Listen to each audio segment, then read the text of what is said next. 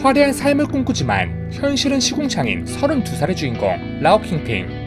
아버지는 매일 노름을 해 부부싸움을 하기 일쑤였고 그래서 더더욱 임대주택에서 벗어날 수도 없었습니다. 啲龍貓住嘅籠都比我住嘅地方大，但係呢個都唔係重點。我肯定隻龍貓落得清靜過我。 임대주택가에는 주인공 가정뿐만 아니라 다른 가정의 싸움 소리도 넘쳐났죠.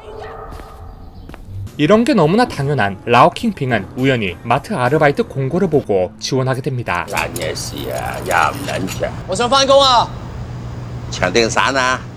散住先。即日出糧。 그렇게 어쩌다 조금 큰 마트에서 일하게 되는데요. 그가 한다는 짓은 CCTV를 끄고 탄산음료 흔들기, 콘돔에 구멍 내기 따위 것들이었습니다.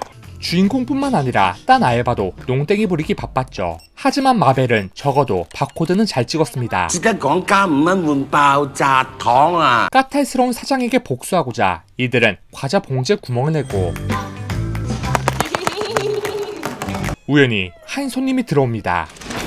歡迎光臨，有冇助詞？幫襯我。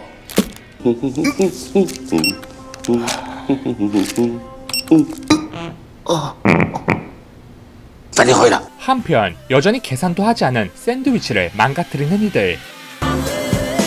하지만 이 남자가 들어오면서 이러한 분위기는 완전히 바뀌게 됩니다. 幫襯。你睇，有冇搞錯啊？有人咬過㗎。莫緊啦，你自己唔睇清楚，呢個係邊個啊？資料要用自己買。 사장은 사람을 잘못 건든 것이었죠. 有把鉸剪都唔使買把鉸剪啦，買咗鉸剪又要用把鉸剪嚟剪開把鉸剪。 바로 그는 전과가 있는 강도였습니다. 사장의 목에 가위를 꽂아버린 그. 有老笠你，有冇反對？ 순식간에 위험한 공간이 되어버린 마트. 그때 손님이 또다시 들어오게 됩니다.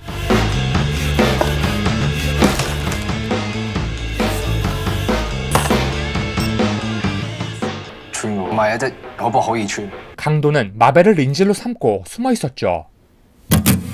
咁呢個咧？哦，呢個好啊，花生。我唔使花生㗎，我會敏感㗎。多謝光臨啊！ 玩嘢啊你！ 하지만 결국 그 손님도 인질로 붙잡히게 됩니다.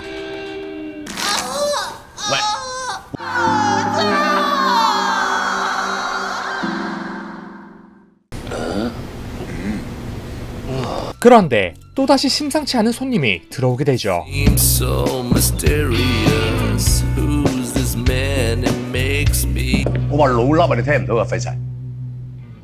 그는 강도의 위협에도 겁먹지 않는 어둠의 조직 보스였습니다.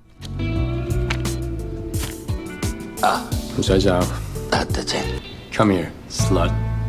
그리고 인질을 성추행하게 되는데요. 그때 화장실 손님은 사실 경찰이었습니다. 그렇게 어쩌다 강도와 조직 보스까지 잡아버리게 됩니다. OK， 嗰兩件啊嘛。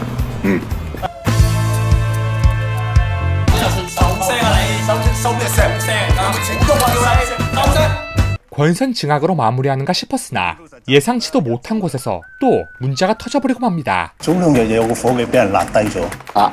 支槍冧把係13691。 그 경찰은 사실 동료를 죽인 살인마였던 것이죠.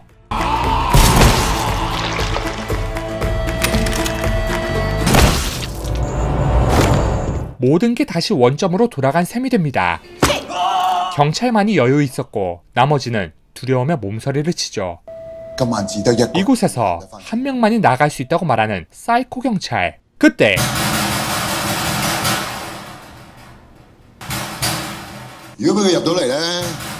계속 문을 두드리는 손님을 막으려 하지만 결국 그 손님마저 인질로 잡히게 됩니다.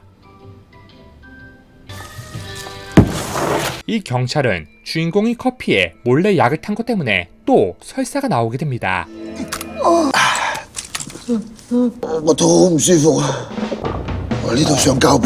인질에게 총을 맡긴 미친 상황. 그런데 총을 받은 인질의 반응도 이상했죠. 做嘢啦！佢咁信任我，先俾支槍我啫嘛。間士多隔2條街啫嘛，一個客人都冇。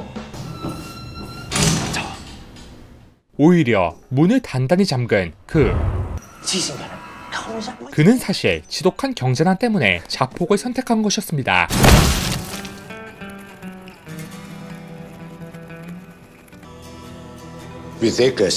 떨어진 총을 든 강도. 그런데 총알은 단 한 발뿐이었던 것이죠.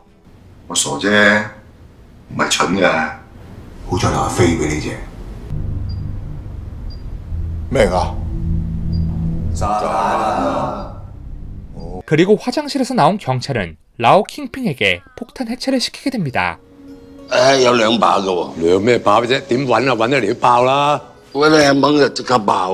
시간 없다며 어처구니없게도 사장 목에 꽂힌 가위로 폭탄 해체를 하게 됩니다.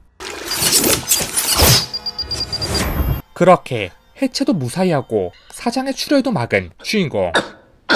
이들은 기쁘다며 날뛰기 시작합니다. 하지만 이는 잠시뿐이었죠.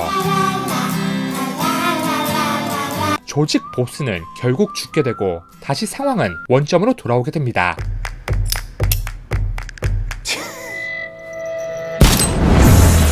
마벨 덕에 간신히 살아남은 주인공.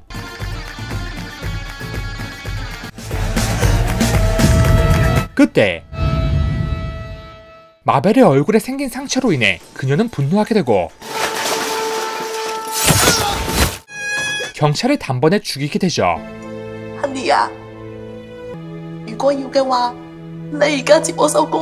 그리고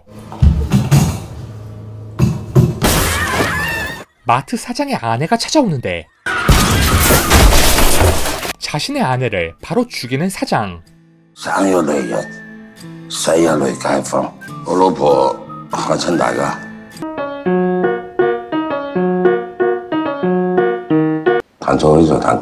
사실 마트 사장은 아내에게 매일 폭력을 가하는 미친 사이코였습니다. 그렇게 미친 사이코 마트 사장이 총을 손에 쥐게 되고 이들을 차례대로 죽이려 하는데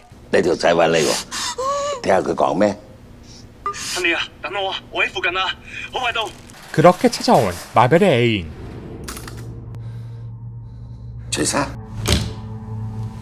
그리고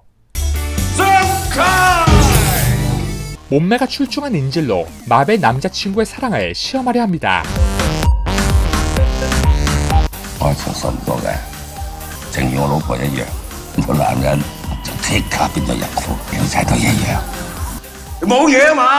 하지만 마벨의 남자친구는 몸의 변화가 전혀 없었죠. 그러나 반전이 있었습니다. 주인공의 몸을 보고 반응해버리고만 마벨의 애인. 그는 게이였던 것이었죠. 배신감에 휩싸인 마벨.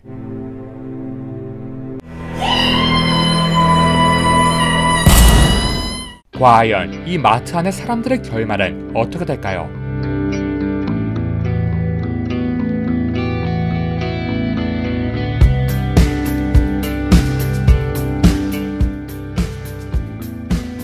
이 영화는 홍콩 블랙 코미디 영화입니다. 판타지 같은 장면과 잔인한 장면들이 다수 있지만 이상하게도 코믹한 독특한 작품인데요. 경찰인데 사실 살인을 저지른 경찰, 노숙자인데 노숙자 같지 않은 노숙자 강도 등 말도 안 되는 사람들이 모여 얽히고 설키는 이야기를 그린 영화가 이 영화입니다. 이 영화를 보고 가장 먼저 떠오른 영화가 바로 혐오스런 마츠코의 일생인데요. 조금 과할 정도로 화려한 영상미와 웅장한 음악이 주를 이루지만 결국 영화의 끝은 비극을 향해 치닫게 된다는 점에서 비슷합니다. 혐오스런 마츠코의 일생을 보고 인생을 가까이서 보면 비극이지만 멀리서 보면 희극이다 라는 문구가 떠올랐듯이 이 영화도 마찬가지인 듯합니다. 이곳에 모인 사람들의 행동은 그저 웃길 만큼 어리석고 바보 같지만 이런 행동을 하게 된 각 인물의 사연 하나하나를 자세히 들여다본다면 절대 웃기지만은 않은 일로 보이게 됩니다. 그리고 저는 무엇보다 이 영화의 주인공 라오 킹핑에 초점을 맞추고 싶은데요. 라오 킹핑의 캐릭터가 조금 과할 수는 있어도 이 30대 평범한 남자들의 인지 부조화적인 생각을 관통한 캐릭터이기 때문입니다. 그는 현재 찌질하지만 아직 젊기에 자신의 가능성은 무궁무진하다고 늘 생각합니다.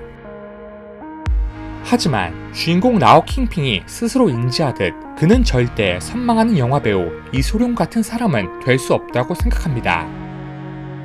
그리고 더 나아가 그가 사라진다 한들 세상 그 누구도 그를 기억해주지 못할 것도 주인공은 알고 있습니다. 그러나 진실을 인정하기는 늘 어려운 법. 그는 애써 영웅처럼 남을 도와주며 친한 친구처럼 상황에 공감해주고 이소룡처럼 악인에게 먼저 앞장서 반격을 가하죠. 하지만 단지 그뿐. 다른 이에겐 그의 용기는 잠깐의 안도, 그 이상도 그 이하도 아니었습니다.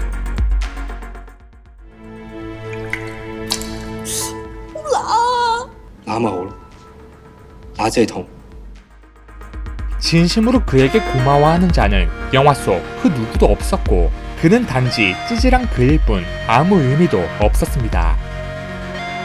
이렇듯 이 영화가 다룬 정서만큼은 절대 가볍지만은 않은 영화입니다. 언뜻 보면 B급 영화지만 인생의 모호함을 꿰뚫은 영화. 마트 강탈 사건이었습니다.